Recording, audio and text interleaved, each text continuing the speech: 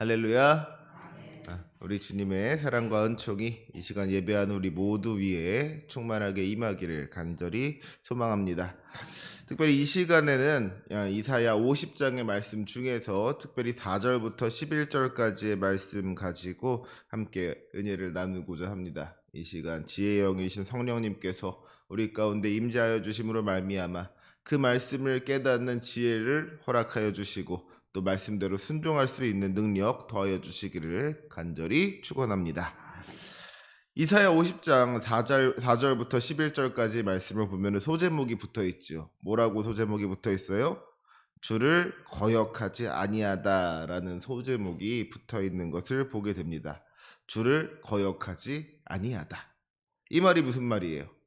우리 주님을 거역하지 아니한다는 것은 다시 말해서 우리 주님께 순종한다는 겁니다. 주님의 말씀대로 따라 산다는 거예요.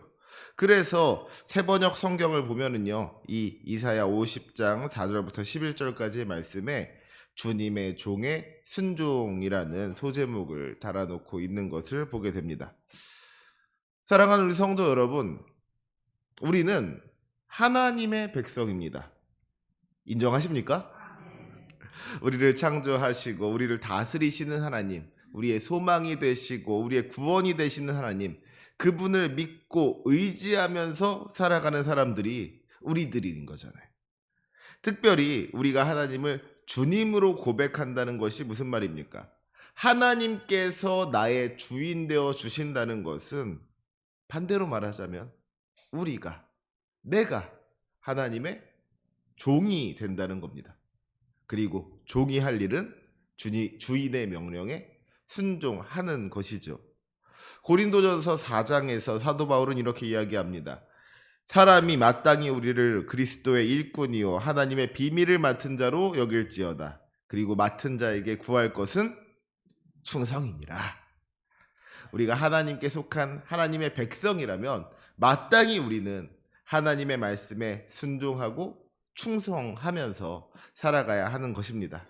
특별히 오늘 말씀에는 선지자 이사야가 주님의 종으로서 하나님의 말씀을 거역하지 아니하고 하나님께 순종할 것을 다짐하고 또 결단하는 내용이 담겨져 있습니다. 오늘의 말씀을 통하여서 선지자 이사야가 어떤 마음으로 하나님께 순종했는지를 살펴보고 또 그 모습을 통하여서 우리가 어떤 순종으로 하나님께 나아가야 하는지를 배울 수 있기를 원합니다. 나아가 우리의 삶을 통하여서 우리 주님께서 기뻐하시는 그 순종의 모습이 나타날 수 있기를 원합니다.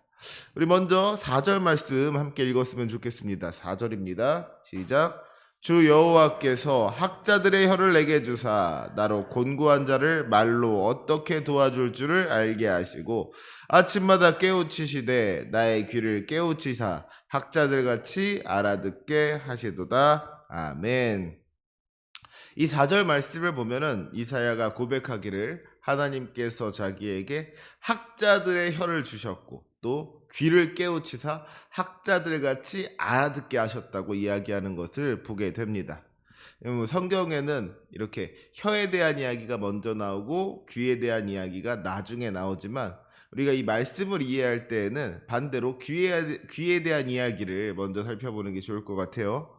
하나님께서 아침마다 나를 깨우치시되 나의 귀를 깨우치사 학자들같이 알아듣게 하시도다 그랬습니다. 이게 무슨 뜻이겠어요?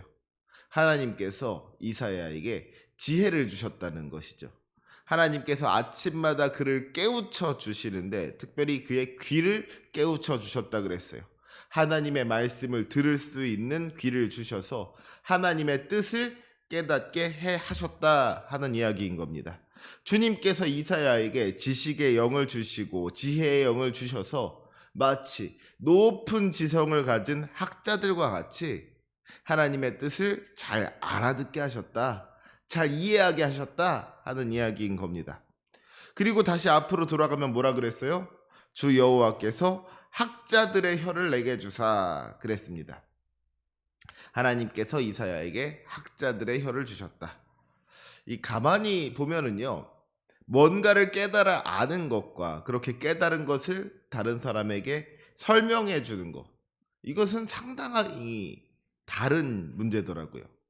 옛날에 제가 학교 다닐 때를 생각해 봐도 어떤 교수님은요, 정말 뭐를 많이 아시는 것 같은데 이 언변이 조금 좋지는 않으셔서 본인이 아는 것을 아는 대로 학생들한테 잘 설명해 주지는 못하신다는 그런 느낌을 받을 때가 있었단 말이에요.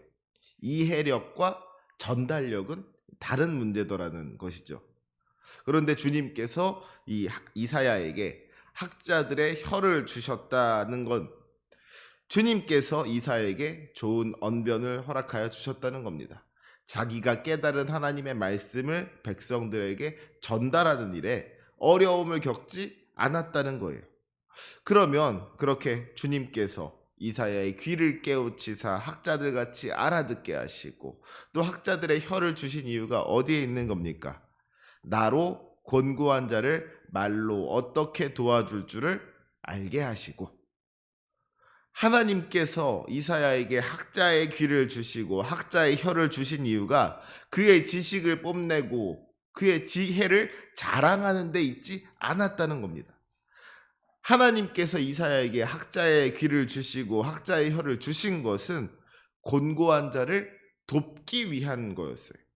하나님의 뜻을 알지 못하고 절망 가운데에서 방황하는 사람들, 슬퍼하며 고통받는 사람들에게 하나님의 말씀을 전해 줌으로써 슬퍼하는 사람들을 위로하고 지쳐 있는 사람들을 격려하라고 하나님께서 이사야에게 학자의 귀를 주시고 학자의 혀를 주셨다는 겁니다. 사랑하는 우리 성도 여러분, 우리가 반드시 기억해야 할 것은요, 주님께서 우리에게 어떤 능력을 주실 때에 그 능력을 자기만을 위하여 사용하는 것을 원하지 않으신다는 것이죠. 우리에게 힘이 있고 지혜가 있고 능력이 있을 때 그것을 자기 마음대로 자기를 위하여 사용하는 것, 우리 주님께서 결코 기뻐하지 않으신다는 거예요. 주님께서 우리에게 능력을 주실 때에는 우리가 그 능력을 가지고 하나님을 섬기고 또 이웃을 섬기기를 기대하시는 줄로 믿습니다. 그러니까 자기가 뭘 좀 많이 안다고 해서 그 지식을 자랑하고 자기가 뭘 좀 할 줄 안다고 해서 그 능력을 자랑하면서 교만해진다면, 그래서 자기보다 지식이 부족하고 능력이 부족한 사람들을 무시하고 깔본다면 그것은 결코 하나님께서 원하시는 일이 아니라는 거예요. 내가 뭐라도 더 알고 있다면 그것을 모르는 사람에게 가르쳐 줄 줄 알아야 하는 것이고요. 내가 뭐라도 더 할 수 있다면 그것을 하지 못하는 사람들을 도와줄 수 있어야 하는 겁니다.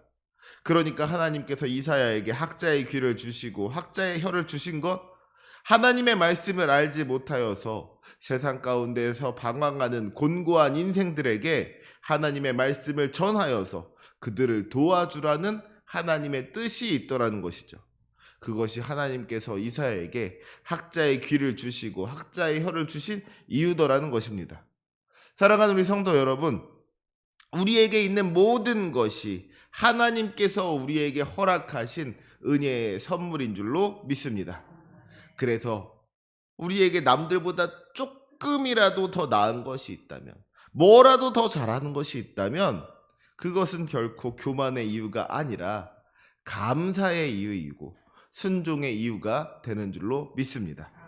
주님께서 나에게 은혜를 베풀어 주셨기 때문에 주님께 감사해야 하는 것이고요. 또 나에게 은혜를 주신 그 주님의 뜻을 따라서 순종할 수가 있어야 한다는 것이죠. 주님께서 맡겨주시는 사명을 감당할 수 있어야 한다는 겁니다. 하나님께서 나에게 힘을 주셨다면 그 힘 가지고 연약한 자들을 섬겨야 하는 것이고요. 하나님께서 나에게 지혜를 주셨다면 그 지혜를 가지고 어리석은 이들을 깨우칠 수 있어야 하는 겁니다.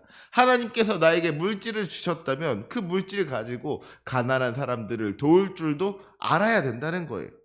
주님께서 우리에게 허락하신 그 은혜의 선물을 자기만을 위하여 사용하는 것이 아니라 하나님의 뜻대로 하나님을 위하여 사용하는 것이, 또 이웃을 위하여 사용하는 것이 우리 주님께서 기뻐하시는 일인 줄로 믿습니다. 또 그래야지 우리 하나님께서 더 큰 은혜와 더 큰 축복으로 함께하여 주시는 줄로 믿습니다. 그 축복 누리면서 살아갈 수 있는 저와 여러분이 되시기를 주님의 이름으로 축원합니다. 그런데 이렇게 주님께서 맡겨주시는 사명을 감당하는 하나님의 사람들이 가져야 할 마음이 있어요. 그것이 무엇입니까? 우리 먼저 5절 말씀 함께 읽겠습니다. 5절 시작. 주 여호와께서 나의 귀를 여셨으므로 내가 거역하지도 아니하며 뒤로 물러가지도 아니하며. 아멘. 주님께서 나의 귀를 여셨다는 게 무슨 말이에요? 들을 귀 있는 자는 들을지어다. 우리 하나님의 말씀을 듣고 깨달을 수 있게 하여 주셨다는 것이죠. 하나님의 뜻과 계획을 알게 해 주셨다는 거예요. 그리고 그때 이사야가 어떻게 한다 그랬습니까? 내가 거역하지도 아니하며 뒤로 물러가지도 아니한다 그랬습니다. 하나님께서 명령하신 대로 순종한다는 거예요. 그 사명의 자리에서 뒤로 물러가지 않는다는 거예요. 그런데 문제는 그렇게 주님의 뜻을 거역하지 아니하고 뒤로 물러나지 않는다는 것이, 순종하면서 나아간다는 것이, 이게 절대로 쉽지가 않다는 겁니다. 6절 말씀 보세요. 뭐라고 하고 있습니까? 나를 때리는 자들에게 내 등을 맡기며 나의 수염을 뽑는 자에게 나의 뺨을 맡기며 모욕과 침뱉음을 당하여도 내 얼굴을 가리지 아니하였느니라. 이것은 우리가 주님께서 맡겨주신 그 사명의 자리로 나아갈 때 시험과 환난과 고통과 역경이 우리를 찾아온다는 겁니다. 나를 때리는 자가 있더라는 거예요. 나의 수염을 뽑는 자가 있다는 겁니다. 나를 모욕하고 나에게 침뱉는 자가 있다는 거예요.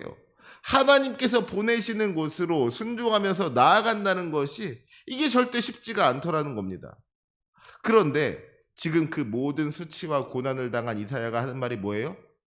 내 얼굴을 가리지 아니하였느니라.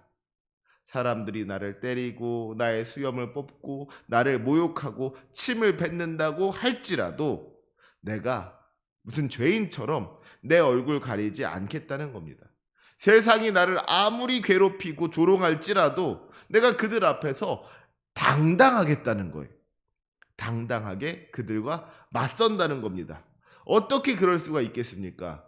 7절 말씀에 그 이유가 있습니다. 우리 7절 말씀 함께 읽겠습니다. 시작.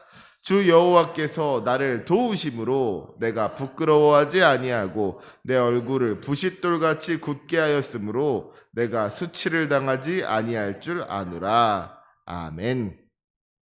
지금 사람들이 이사야를 무시하고 모욕하고 조롱하는데도 이사야가 부끄러워하지 아니하고 당당할 수 있었던 이유는 이사야에게 하나님께서 나와 함께 하신다는 믿음의 확신이 있었기 때문인 겁니다. 주님께서 나와 함께 하시고 나를 도와주신다는 그 믿음이 있었기 때문에 사람들이 나를 때리고 조롱하고 모욕한다고 할지라도 부끄러워하지 않을 수가 있었다는 거예요.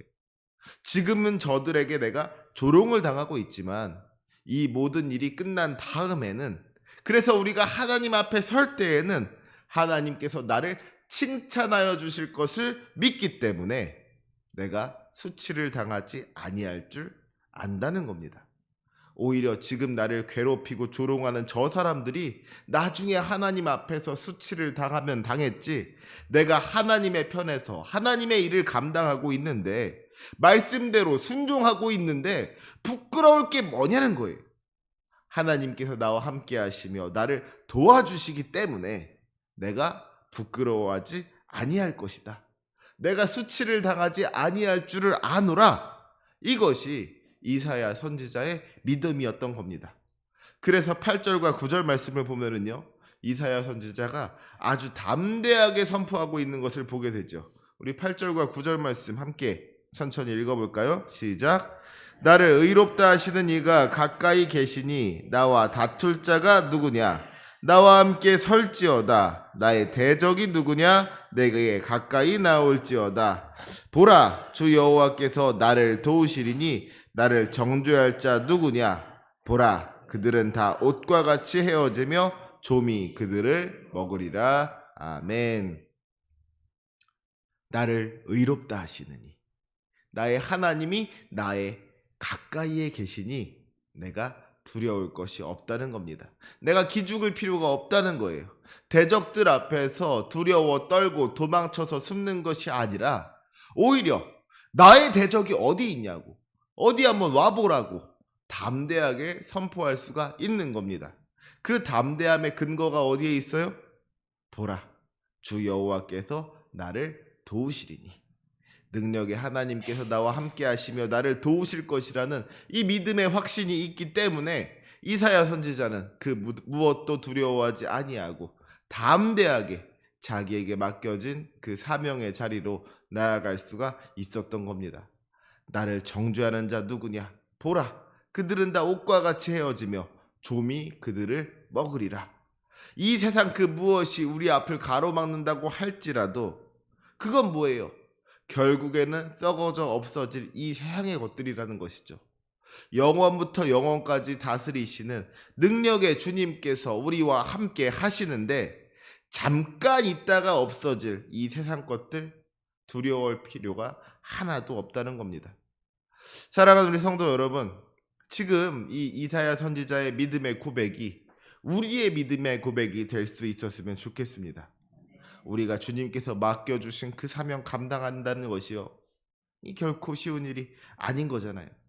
우리가 믿음을 가지고 살아가려고 하다 보면은 이 세상과 부딪힐 때가 있는 겁니다.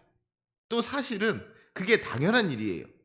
요한복음 15장 19절에 보면은 주님께서 우리를 세상에서 택하셨기 때문에 세상이 우리를 미워한다 그랬습니다. 그래서 요한 1서 3장 13절을 보면은 세상이 너희를 미워하여도 이상히 여기지 말라고 했어요. 우리가 하나님의 뜻대로 살아가려고 하다 보면은 세상 속에서 무시를 당하고 조롱을 당하고 고난을 당하는 것, 이거 어떻게 보면 당연한 일이라는 겁니다.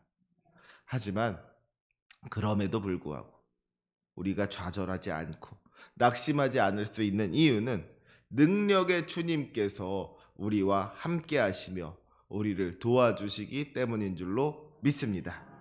당장은 시련이 오고 시험이 오고 고난이 오고 환난이 오고 역경이 올지도 모르겠지만 그럼에도 불구하고 우리가 주님을 믿고 의지하기만 하면 주님께서 우리를 그 모든 고난에서 건져 주시고 마침내 승리하게 하여 주실 것을 믿습니다. 이 믿음 가지고 순종의 자리로 나아갈 수 있는 저와 여러분이 되시기를 주님의 이름으로 부탁을 드립니다. 우리가 만약에 내 마음대로, 내 뜻대로, 내 계획대로 살아가는 인생이라면, 내가 내 인생을 이끌고 나아간다면 실패할 수도 있겠죠.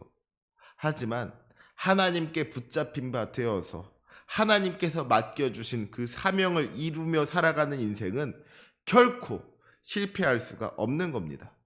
주님께서 우리를 도와주시기 때문에 우리는 반드시 승리하는 인생이 되는 줄로 믿습니다.